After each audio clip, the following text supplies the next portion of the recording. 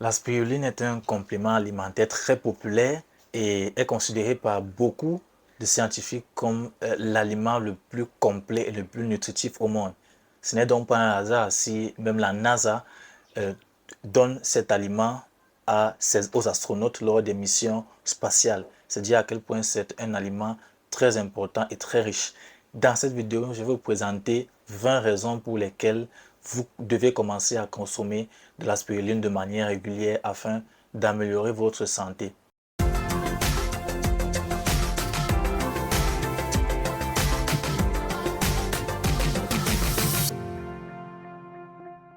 Bien, c'est quoi la spiruline? Commençons par dire que la spiruline est une cyanobactérie microscopique et filamentaire qui doit son nom au fait que ces filaments donc, ont la forme hélicale ou sont en spirale, donc ont une forme d'hélice. Et elle vit beaucoup plus dans les eaux fraîches ou les eaux salées. Et c'est un type de cyanobactérie encore appelé algue bleue qui est capable, un peu comme les plantes, de produire de l'énergie à partir des rayons lumineux, à partir du soleil, à travers la photosynthèse. Donc c'est l'une de ses caractéristiques particulières. Parlons maintenant des 20 bienfaits de la spiruline pour la santé. En numéro 1, nous avons le fait que la spiruline est très riche en nutriments. Donc la spiruline va vous apporter un grand nombre de vitamines et de minéraux tels que la vitamine A, les vitamines B1, B2, B3, le cuivre, le manganèse, le potassium et le magnésium. Et aussi la spiruline va vous apporter des acides gras polyinsaturés qui sont bons pour la santé, à savoir les oméga 3 et les oméga 6. En numéro 2, nous avons le fait que la spiruline va permettre de baisser les taux de cholestérol. Et les taux de cholestérol élevés sont associés à un grand nombre de pathologies ou de désordres au niveau cardiovasculaire qui peuvent conduire à la longue à des pathologies ou à des incidents tels que l'accident vasculaire cérébral. Donc, lors d'une étude qui a été menée sur 12 semaines, la spiruline a été donnée donc à des patients qui avaient des taux de cholestérol élevés à raison de 1 gramme par jour. Et à l'issue de cette étude, on s'est rendu compte que les taux de lipides, de matière grasse dans le sang de ces patients avaient diminué. Notamment, les triglycérides avaient diminué de 16,3%, le LDL cholestérol avait diminué de 10,1% et le cholestérol total avait diminué de 8,9%. Et selon les scientifiques qui ont mené cette étude, ces conclusions, ces différences, ces diminutions sont des diminutions ou des changements significatifs, donc qui améliorent significativement la santé des patients. Donc si vous souffrez d'un taux de cholestérol élevé dans le sang, il serait important de prendre de la spiruline de manière régulière. En numéro 3, nous avons le fait que la spiruline va donc permettre de combattre l'inflammation et aussi de réduire la douleur, puisque généralement l'inflammation conduit à la douleur. Et ceci est dû au fait que la spiruline va vous apporter un certain nombre de molécules antioxydantes et anti-inflammatoires. En numéro 4, nous avons le fait que la spiruline contient, comme je disais tout à l'heure, des antioxydants dont le principal est la phycocyanine, qui est d'ailleurs responsable de donner la couleur particulière que la spiruline a. Et aussi, vous pouvez retrouver d'autres antioxydants tels que les caroténoïdes. Donc, ces antioxydants vont donc augmenter le taux d'antioxydants dans votre organisme, ce qui va réduire le stress oxydatif et réduire donc les dommages que peuvent causer les radicaux libres au niveau de vos cellules. Dommages qui peuvent conduire notamment au cancer. En numéro 5, nous avons la performance musculaire, la performance physique. En effet, la spiruline a été prouvée comme étant capable d'augmenter la force physique, de retarder la fatigue et de diminuer le taux d'inflammation et de stress oxydatif au niveau des muscles squelettiques qui sont les plus impliqués dans la performance. Donc, il est fortement recommandé de prendre la spiruline pour les athlètes afin de maintenir un bon niveau de performance. En numéro 6, nous avons les propriétés antimicrobiennes de la spiruline. Selon de nombreuses études, la spiruline est efficace contre un certain nombre de pathogènes, certaines bactéries comme Escherichia coli qui est souvent responsable d'infections digestives urinaires comme les champignons Candida albicans ou encore certains virus comme l'herpès ou encore le virus de l'immunodéficience humaine, le VIH responsable du sida. Mais il n'est pas question pour vous d'arrêter de prendre vos médicaments si jamais vous souffrez ou bien vous êtes atteint de ces infections. Vous devez continuer à prendre vos médicaments, mais ce que vous pouvez faire, c'est commencer à consommer régulièrement la spiruline parce que cela va potentialiser l'action de ces médicaments parce que comme nous venons de le voir, la spiruline a des propriétés antimicrobiennes. En numéro 7, nous avons le fait que la spiruline va diminuer la peroxydation des lipides, qui est un processus qui va faire en sorte que certains lipides tels que le LDL cholestérol, qui est considéré comme le mauvais cholestérol, vont être oxydés et vont donc commencer à attaquer vos membranes, les membranes de vos cellules, ce qui pourra entraîner une réaction en chaîne qui va conduire en fin de compte au dommage cellulaire, soit à la mort cellulaire ou à la mort de vos tissus. Donc les pathologies qui sont associées à la peroxydation des lipides sont notamment les maladies inflammatoires au niveau du tube digestif, le diabète, certaines maladies cardiovasculaires, l'athérosclérose, les dommages au niveau de vos reins, l'asthme ou encore la maladie de Parkinson. En numéro 8, nous avons le fait que la spiruline est très utile, très importante chez les patients qui souffrent d'anémie par carence en fer, qui se caractérise généralement par la fatigue et la faiblesse. En numéro 9, nous avons les propriétés anti-cancéreuses de la spiruline.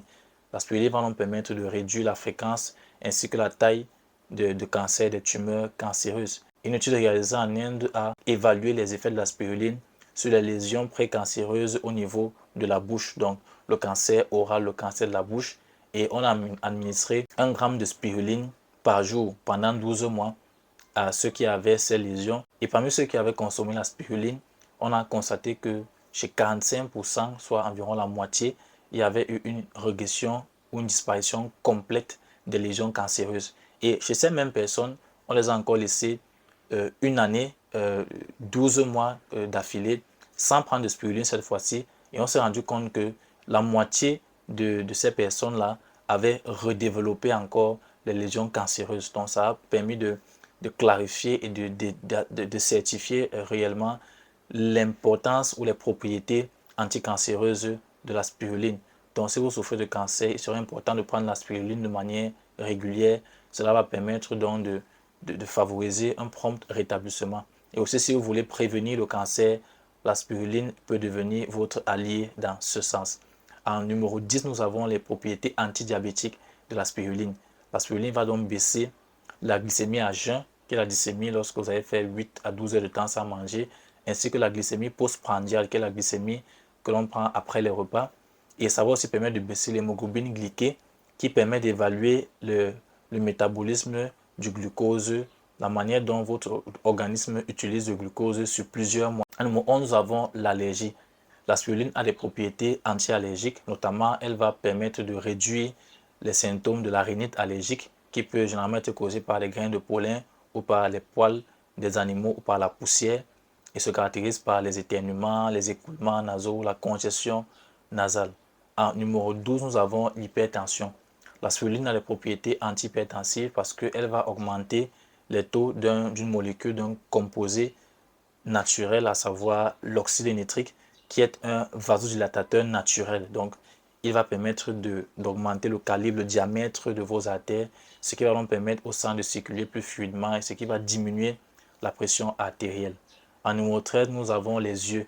La spiruline est très importante pour la santé des yeux, pour avoir une bonne santé oculaire, une bonne acuité visuelle, parce qu'elle va vous apporter non seulement la vitamine A et aussi le pigment appelé zéaxanthine. En numéro 14, nous avons l'immunité.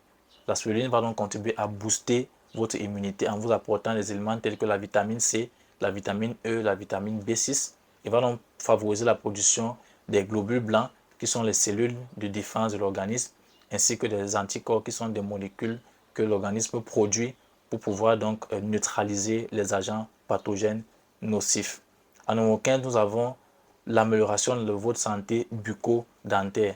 La spiruline va contribuer donc à freiner le développement de la plaque dentaire qui pourra conduire à la longue à la carie dentaire et aussi à combattre les gingivites qui sont les inflammations de vos gencives. En numéro 16, la spiruline va contribuer à combattre, à réduire les taux de fatigue. Donc, si vous souffrez de fatigue chronique, donc si vous êtes tout le temps fatigué, en prenant la spiruline, cela va booster vos niveaux d'énergie et cela va vous permettre de rester en forme, notamment grâce à des composés tels que les polysaccharides ou encore les matières grasses essentielles. En numéro 17, nous avons la suppression de l'appétit. Donc la spiruline va conduire à une diminution de l'appétit.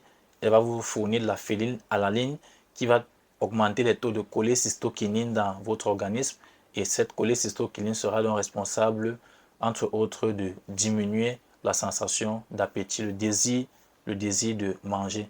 Donc ce sera très intéressant chez les personnes qui veulent perdre du poids. En numéro 18, nous avons le cerveau. La spiruline est très bonne pour votre cerveau, surtout pour les personnes qui utilisent beaucoup leur cerveau pour réfléchir, pour penser, pour innover, pour créer. La spiruline va donc diminuer la fatigue mentale, augmenter vos performances cognitives, ainsi que votre mémoire et votre attention. En numéro 19, nous avons la perte de poids. En effet, la spiruline va contribuer à vous faire perdre le poids dans ce sens que non seulement, comme on l'a vu, ça diminue l'appétit, mais aussi ça va augmenter le métabolisme basal. Ce qui veut dire tout simplement que votre organisme va brûler plus de calories et donc vous allez plus facilement perdre le poids.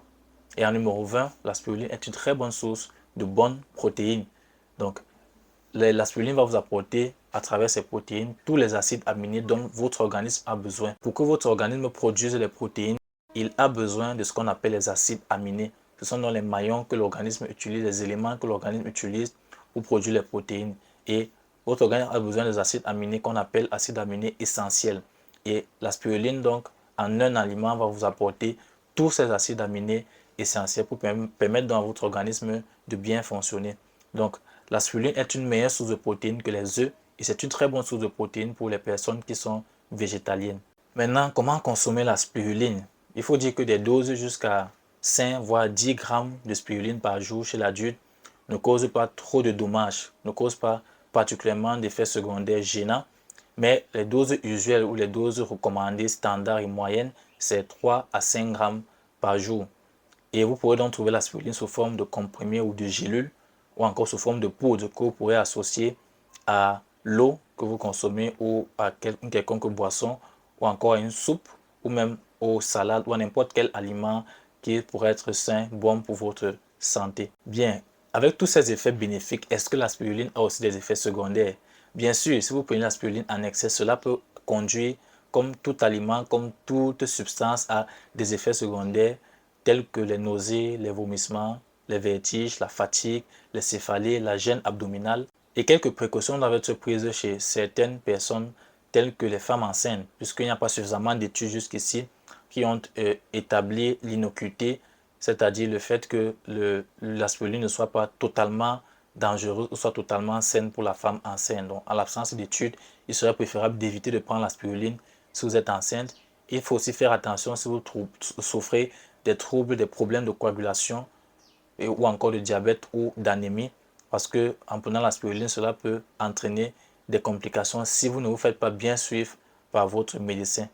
Et enfin, chez les personnes qui ont un régime pauvre en vitamine B12, comme les personnes qui ne consomment que les plantes, les végétaliens, il est important de savoir que la spiruline ne va pas vous apporter la vitamine B12. Donc, elle apporte une vitamine B12, mais qui n'est pas bien absorbée et bien utilisée par l'organisme. Donc, il sera toujours important pour ces personnes-là, pour éviter une carence en vitamine B12 qui pourrait conduire à l'anémie, de pouvoir consommer des compléments alimentaires à base de vitamine B12.